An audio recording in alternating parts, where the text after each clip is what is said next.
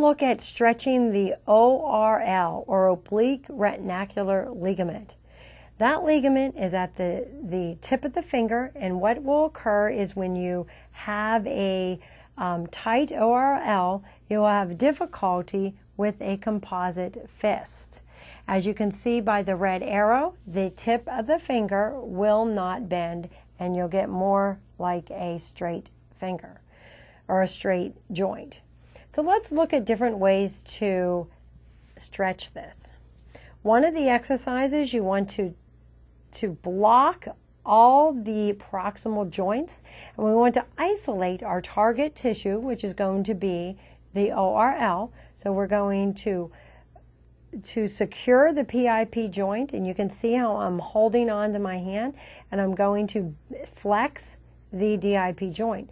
What many people will do is compensate and kind of go down like this, and they're not really holding the PIP in complete extension, which is critical.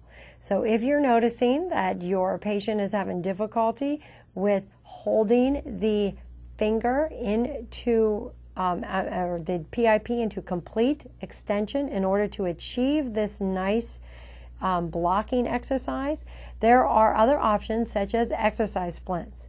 You can create a splint, then they call it the Banal splint, where it's strictly just going on the finger, and it will block the PIP joint, and then they can perform their exercises, and also some passive DIP flexion as well. Also, you can see the example of the splints that I have, and they are going to show you blocking splint to isolate the targeted joint, and that is a static one, and you can see the yellow arrow.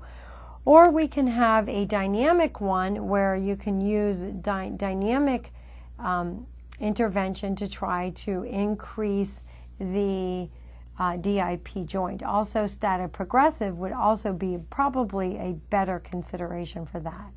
For more information on splinting, visit handtherapy.com, go to the courses tab, and I would recommend our orthotic courses, creative mobilization, and creative static splinting courses, as they will go in detail into the many different splints that therapists will encounter throughout their career.